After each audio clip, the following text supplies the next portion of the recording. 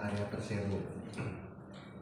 Kemudian saya juga terima kasih kepada Bapak Amos, kuasa hukum kita, kemudian Pak Irwan sebagai koordinator, Bu Andi, Pak Yuliman sebagai salah satu subkontraktor dari BUMN. Saya sampaikan sesi pertama dari acara hari ini adalah akan disampaikan oleh kuasa hukum kami, Pak Amos.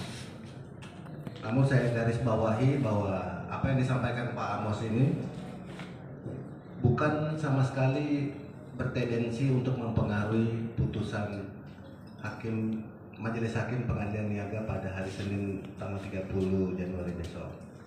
Jadi apa yang disampaikan Pak Amos ini merupakan hanya gambaran saja bagaimana proses hukumnya, kemudian kesimpulan dari upaya gugatan lain-lain yang kita lakukan.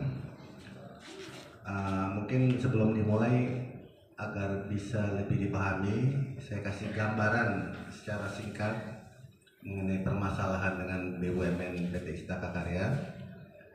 Jadi perjalanan ini perjalanan yang panjang, sudah lebih dari 10 tahun. Sebelumnya Istaka Karya sudah pernah dipilotkan, kemudian tidak jadi dipilotkan. Nah, yang akan saya bahas mungkin era dari mulai Istaka Karya diajukan PKPU kepada Pengadilan Niaga. Kemudian setelah itu tercapai perdamaian dengan para kreditur atau homologasi. Kemudian diterbitkan peraturan pemerintah nomor 44 tahun 2018 yang dikeluarkan dan ditandatangani oleh Presiden Bapak Joko Widodo. Nah, kemudian tahun lalu itu seharusnya menurut peraturan pemerintah tahun 2021 itu piutang-piutang yang dikonversi menjadi saham seri C pada BUMN PT Istaka Karya itu akan atau dapat ditarik kembali. Nah, namun sayangnya itu tidak dilaksanakan amanat dari peraturan pemerintah tersebut. Jadi para subkontraktor dan para supplier ini jumlahnya sekitar ada 150-an.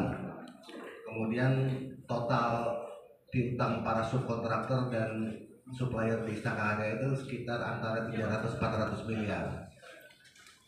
Nah, kemudian pada tanggal 12 Juli tahun lalu 2022 Istaka Karya diajukan pilot oleh PT Persero Perusahaan Pengelola Aset atau PPA bersama salah satu perusahaan swasta. Nah, kalau kami lihat seharusnya salah satu tugas dari PPA adalah menyiapkan BUMN. Namun kami menilai bahwa PPA ini gagal. Kita sudah menunggu sekitar 9 tahun agar Istaka Karya disehatkan. Namun PPA gagal, kemudian menempuh cara mengajukan gugatan pilot kepada Pengadilan Niaga dan itu dikabulkan oleh hakim. Sedangkan kita semua tahu bahwa nilai-nilai aset yang dimiliki Istaka Karya itu sangat minim. Hutang-hutangnya jauh lebih besar. Hutang-hutangnya sekitar 3-4 kali daripada nilai asetnya. Jadi kita tahu bahwa proses harta pilot yang sedang diurus oleh kurator ini nantinya akan tidak mencukupi untuk membayar kewajiban-kewajiban hutang Istaka Karya, apalagi terutama kepada para subkontraktor dan para supplier yang berposisi sebagai kreditur konkuren. Nah, karena itu kita melakukan upaya jalur hukum terhadap gugatan pilot Istaka Karya agar Istaka Karya dibatalkan pilotnya. Kemudian kita meminta dengan hati nurani kepada pemerintah atau negara agar turun tangan. Kita tahu bahwa Menteri BUMN tahun lalu kepada media menyampaikan ada 7 BUMN yang akan dibubarkan atau ditutup. Nah, kami setuju saja, jadi mempersilahkan pemerintah atau negara menutup BUMN. Tapi tolong selesaikan seluruh kewajiban-kewajiban Istaka Karya. Jadi bukan dengan cara memanfaatkan hukum kepailitan kemudian untuk membubarkan Istaka Karya. Ini jadi ada beriringan, kalau saya lihat ada beriringan keputusan Menteri BUMN untuk membubarkan Istaka Karya sambil PPA memilotkan Istaka Karya. Nah, cara-cara PPA juga serupa terhadap BUMN Merpati Nusantara, Merpati Airlines. Itu caranya sama. PPA juga mengajukan kepilotan Merpati. Saya rasa gambaran yang saya gambarkan secara singkat cukup. Jadi saya beritahu bahwa 150-an para supplier ini sudah mengalah menurut dalam waktu yang lama, bukan dalam waktu 1-2 tahun, tapi sudah lebih dari 10 tahun. Nah, kemudian mereka sudah mengalami penderitaan. Ada yang stres depresi, ada yang sakit sampai meninggal, ada yang bangkrut, ada yang harus mem-PHK karyawannya massal, ada yang rumahnya disita jaminan karena modal kerjanya itu memerlukan kredit bank, kreditnya macet. Ada yang rumah tangganya retak karena masalah ekonomi. Nah, mereka kalau melihat hasil infrastruktur yang dibangun itu hati mereka terasa sedih, sengsara. Kemudian mereka juga berdoa. Ini adalah doa-doa orang yang teraniaya. Jadi kita mulai saja. Jadi saya persilahkan kepada Bapak Mas untuk menyampaikan berikutnya. Kami persilahkan Pak Mas.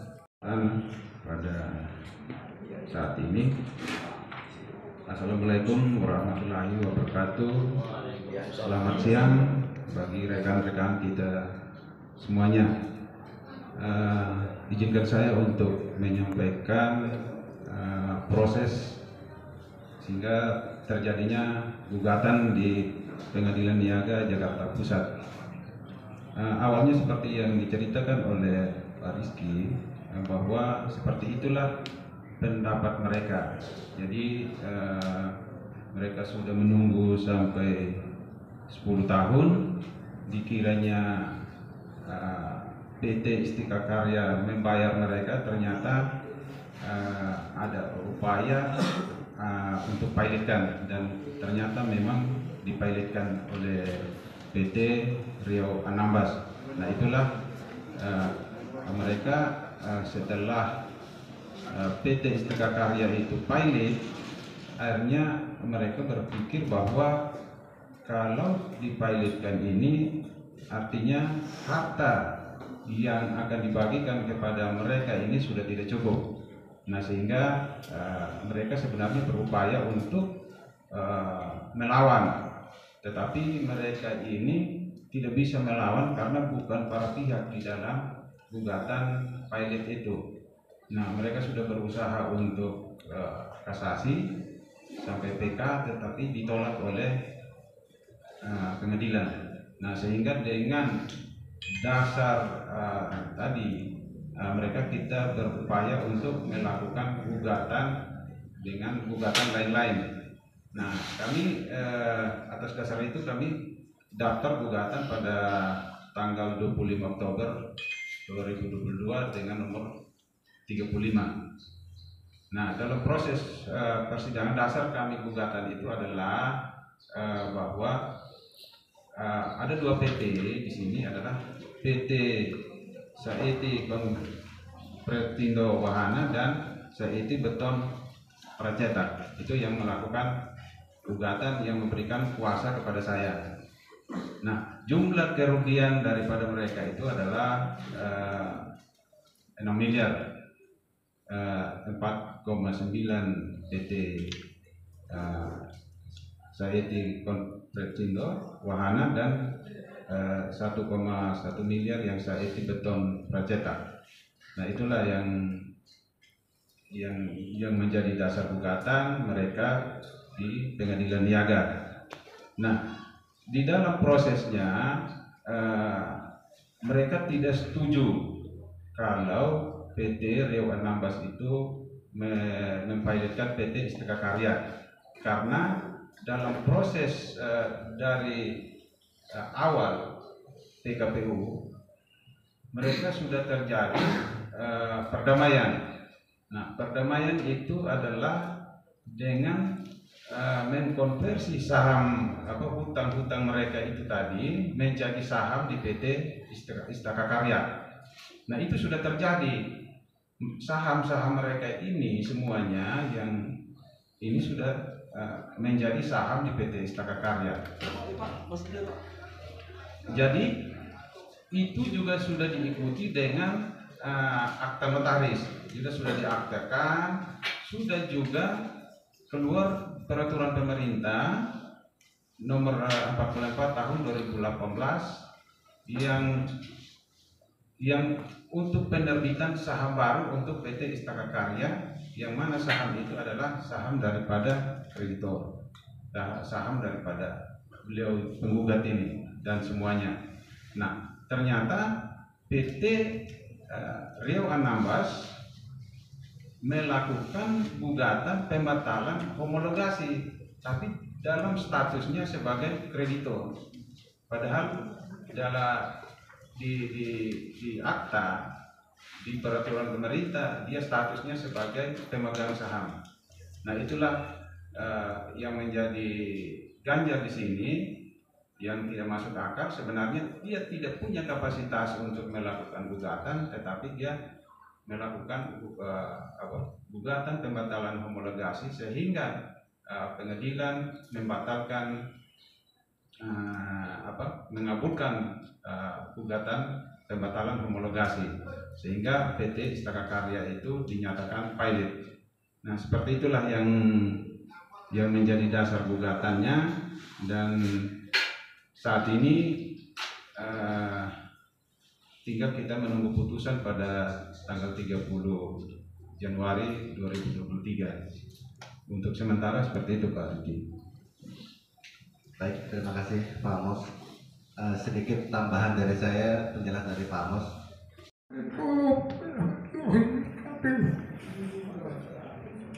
Terima kasih kepada Bapak Yuliman. Jadi Pak Yuliman ini subkontraktor dengan investasi PMDN. Sebetulnya kita juga mengharapkan ada satu hadir subkontraktor yang investasi PMA. Nah, jadi investasinya dari investor asing. Nah, kalau kita lihat ini yang perusahaan PMA ini heran, bagaimana perusahaan BUMN milik negara bisa tidak membayar atau belum membayar sekian lama, 10-12 tahun. Padahal ini milik negara. Di sisi lain, negara itu kan begitu gencarnya mempromosikan Indonesia agar investor asing masuk berinvestasi ke Indonesia. Nah, ini bagi kami adalah suatu hal yang kontradiktif. Sisi satu untuk bagaimana caranya investor asing itu berminat berinvestasi di Indonesia, tapi sisi lain ya seperti permasalahan Istaka ini tidak membayar kewajiban hutang-hutangnya selama lebih dari 10 tahun. Nah kemudian kalau kita ingat ya, Bapak Presiden juga sudah mencanangkan akan membangun ibu kota negara baru. Dalam pembangunan ibu kota negara baru, terutama pembangunan infrastrukturnya, itu tentu membutuhkan mitra-mitra BUMN. Mitra BUMN siapa? Ya itu kita. Nah itu bagaimana bisa diwujudkan ibu kota negara baru kalau misalnya dengan masalah yang contoh seperti Istaka Karya ini, gitu kan? Ada tambahan juga sedikit dari saya. Jadi kita kedepannya akan berjuang ya, sekitar 150-an para subkontraktor dan para supplier ini akan berjuang terus. Kita akan upayakan beraudiensi dengan DPR. Kita juga akan mungkin ke Komnas HAM. Dengan ada investor asing mungkin akan ada laporan ke Amnesty International Indonesia. Kita akan sampai titik penghabisan ya. Jadi kita berharap, mohon dengan hati nuraninya ini, pemerintah atau negara itu. Kalau kita lihat Menteri BUMN begitu sigap ya, jadi ketua panitia pernikahan anak presiden. Beliau turun tangan langsung, turun tangan di lapangan mengatur persiapan resepsi pernikahan. Dan kita juga minta tolong Menteri BUMN ini juga sigap gitu. Ini lebih masalah yang krusial, menyangkut hajat hidup 150-an para subkontraktor dan supplier sudah menderita sengsara. Bahkan ada satu orang supplier di Brebes itu yang sampai bunuh diri. Ini jauh lebih penting gitu. Kemudian PPA, tolonglah juga perhatiannya itu. Jangan memanfaatkan hukum kepada itu. Jadi para pejabat Menteri BUMN, Kementerian BUMN, PPA semua kepada PD selalu bilang masalah Istaka Karya ini sudah diserahkan kepada proses hukum. Tapi bagi kami ini dengan dipilotkan Istaka Karya ini proses hukum yang tidak berkeadilan, karena kita tahu kita-kitanya akan tidak terbayar, tidak ada sisa dari aset yang akan dijual dilelang oleh para kurator. Kita sudah tahu gitu, tidak akan terbayar. Saya rasa begitu. Ada Pamus mau tambah? Cukup ya. Jadi kita mohon kepada rekan-rekan para awak media bisa nanti dimuat beritanya, kemudian